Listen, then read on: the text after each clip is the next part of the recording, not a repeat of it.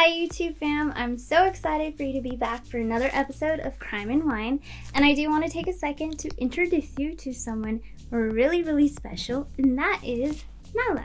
She is my cutie pie, she's my dog, she's a half Maltese, half Shih Tzu, and fun fact about me, I'm a huge animal lover, and so yeah, you might see her in some of our future YouTube videos, but she wanted to come up here and say hi to you guys. But anyways, again, thank you guys for joining me back here for another episode. And if you're new here, then my name is Ariana, or Ari to the YouTube fam, and I cover true crime stories that have inspired the making of movies. Well guys, today we have a very interesting case, and this one has specifically piqued my interest because it's about one, if not one of my most favorite movies of all times, and that is The Lovely Bones. Please let me know if you guys watched this movie and if you liked it, or if by the end of this episode you're going to give it a watch. Well, alright guys, let's get into this case.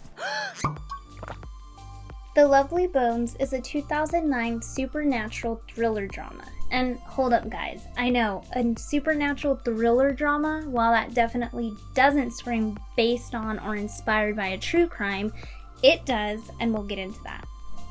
The Lovely Bones is directed by Peter Jackson, and this movie is based on Alice Sebold's 2002 novel of the same name, and the movie stars Saoirse Ronan, Mark Wahlberg, Rachel Weiszman, Susan Sarandon, Stanley Tucci, and Michael Imperio. The synopsis for this movie reads as after being brutally murdered, 14-year-old Susie Salmon watches from heaven over her grief-stricken family, Rachel, and her killer. As she observes their daily lives, she must balance her thirst for revenge with her desire for her family to heal. Now, maybe you will or maybe you won't necessarily find the movie appealing, but we're actually going to take a deeper look into the author and the inspiration behind her novel and hence this movie, The Lovely Bones. So like I said earlier, The Lovely Bones is a 2002 novel by American writer Alice Sebold, and she is also known for two other novels named The Almost Moon and a memoir, Lucky. These books are extremely interesting for the sheer fact that her memoir, Lucky, describes her experience in her first year of Syracuse University, where unfortunately something tragic occurred. This is the case we're going to take a bit of a deeper look at. It's just a sad story all around for those involved. Alice Sebold grew up in a family of academics where her father taught Spanish at the University of Pennsylvania, and she grew up in the wealthy suburb of Philadelphia. While they were young, Sebold and her older sister Mary often had to take care of their mother, a journalist for a local paper, who suffered from panic attacks, and she also drank very heavily. But in spite of that, Alice wanted to become a writer herself, so she decided to enroll at Syracuse University. Syracuse University is a private university located in New York, which was founded in 1870, and it's comprised of 13 schools and colleges. It's actually described as an R1 doctoral university because of its very high research activity. From this school, the alumni and affiliates include Joe Biden, 3 Nobel Prize laureates, 1 Fields medalist, 36 Olympic medalists, 13 Pulitzer Prize recipients, numerous Academy Award winners, governors, members of the U.S. Senate and House of Representatives, and honestly, the list goes on. Well, just a few weeks of Sebold attending school here, in the early hours of May 8th of 1981, while Sebold was just 18 years old and a freshman at the time, she was assaulted and raped while walking home through a tunnel to an amphitheater near campus. In her memoir, Lucky, she writes all about this experience, and let me add a brief disclaimer that while I would normally hold back on any graphic details for the sake of being respectful for the victims, I am simply just quoting her own words from her memoir, so I'll include a timestamp right now where you can skip over this part. Sebold is warned that he'll kill her if she screams, but she does so anyway. Her rapist knocks her down and tells her he has a knife. He uses her long hair to hold on to her. He knocks her down, bangs her head onto the ground, and she briefly loses consciousness. She says that she wakes staring into the eyes of the man who has the power to kill her and signs herself over to him, knowing that she's about to die. She does everything he commands, though she continues to tell him that she's a virgin and to beg for both her life and her virginity. Shortly after surviving the attack, Alice does report the crime to the police, who tell her she is lucky because another young woman Alice's age was recently raped, murdered, and dismembered in that same tunnel. This is the exact reason, or rather inspiration, behind Sable writing the novel The Lovely Bones, because this book is focused on the perspective of the deceased girl. After this horrific incident, Sable had a very tough time, specifically at home with her family, because her father was incredibly judgmental and victim blamed her because he felt like Alice shouldn't have been walking in the park through that tunnel by herself so late at night, and that essentially she deserved it. So the story does not end there though. 5 months after she was sexually assaulted, no progress was made on her criminal case. But it was said that she happened to pass by a man whom she thought she recognized as her assailant.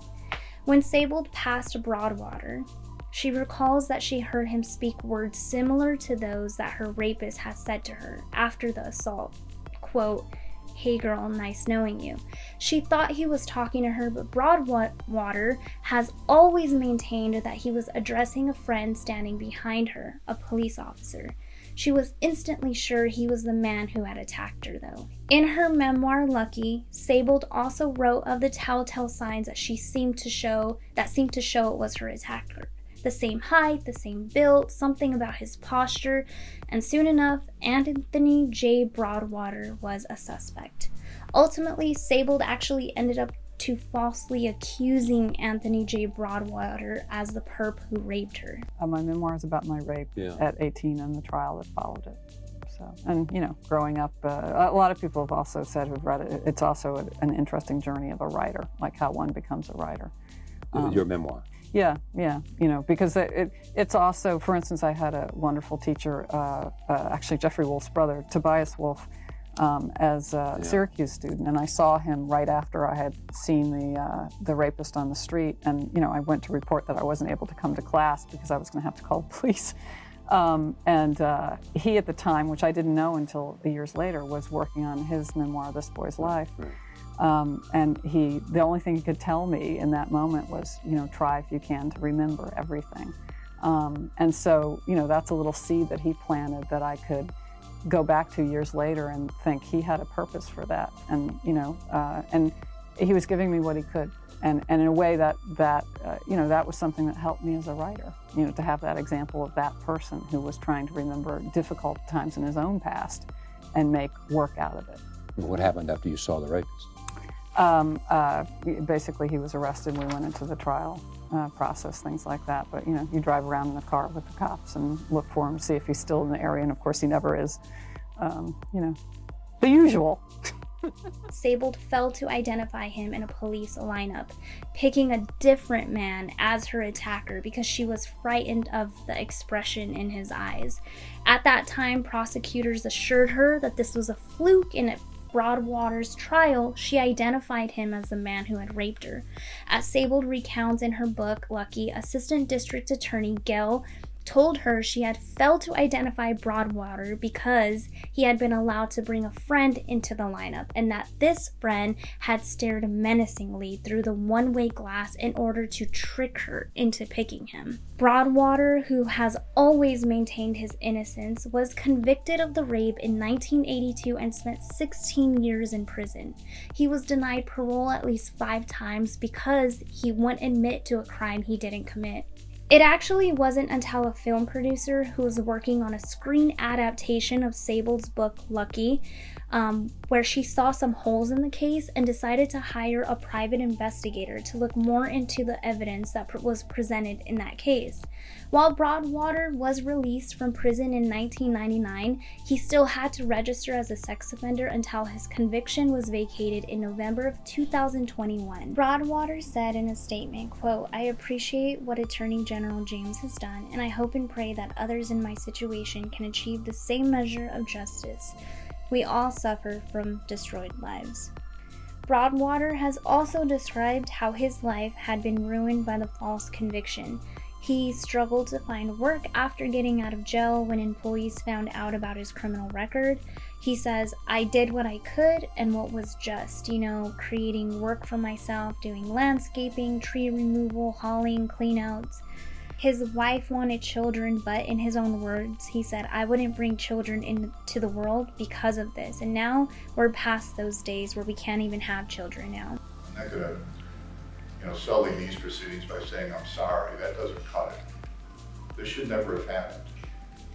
And I will say to Mr. Broadwater that I assure him that it will never happen again, that we will never let junk science into a courtroom in this county.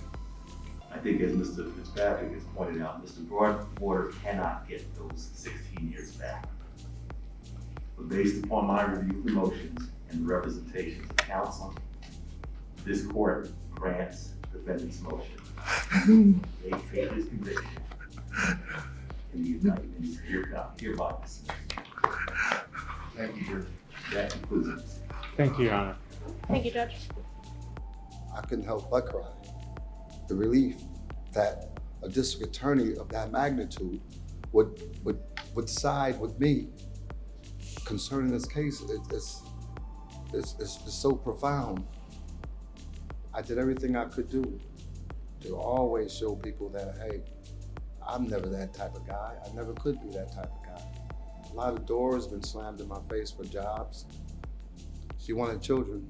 I wouldn't bring children in the world because of this. And now we're past the age we can't have children.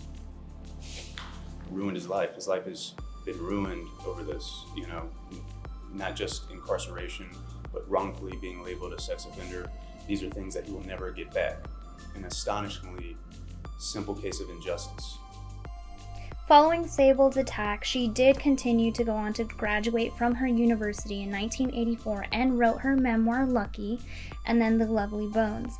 Lucky sold over 1 million copies, and The Lovely Bones sold over 10 million copies. Following the exoneration of Broadwater, Lucky has been pulled from the shelves and the film adaptation has been halted, and Sable did release an apology to Broadwater. In her apology, some of the following are things that she included in her apology to Broadwater, such as, my goal in 1982 was justice and not to perpetrate injustice, and certainly not to forever and irreparably alter a young man's life by the very crime that had altered mine. I am grateful that he has finally been vindicated, but the facts remain that 40 years ago, he became another young black man, brutalized by our flawed legal system. I will forever be sorry for what was done to him. I will continue to struggle with the role that I unwittingly played within a system that sent an innocent man to jail. I will also grapple with the fact that my rapist will, in all likelihood, never be known, may have gone on to rape other women, and certainly will never serve the time in prison that Mr. Broadwater did. I'm really interested in hearing your guys' thoughts about this case. It's just a very unfortunate case, and it's sad. It's a sad case all the way around, and also upsetting. Not only did Sable play a major role in ruining the innocent life of a young man, but the judicial system really let both her and Broadwater down tremendously. The fact that Broadwater was only convicted for years based on her eyewitness testimony, in which, again, let me remind you, she mistakenly pointed out a different man before choosing or sticking with her choice of Broadwater. I mean, I don't know the ins and outs of the judicial system, especially at this time, though, in that, years ago, but there are areas that have been flawed with no improvement. In a research case that I actually read, it said that mistaken identifications are the leading cause of wrongful convictions. In a 2008 analysis of 200 convictions, later overturned by DNA, nearly 80% included at least one mistaken eyewitness. Thank you guys so much for joining me back here for another episode of Crime and Wine. I can't wait to see you guys back here next time. Please leave your thoughts in the comment section below. I really want to hear your thoughts on this case, the movie, how you felt about this case, and yeah, just your overall thoughts. And I'll see you guys back here next week. And as of when you are watching this video, I would have already gotten my hair done a little bit different. So I may look a little bit different in our next video, but nonetheless, head over to my Instagram, follow me there. I'd love to get to know you, connect with you, subscribe, and like this video. And I'll see you guys back here for another episode of Crime and Wine next week.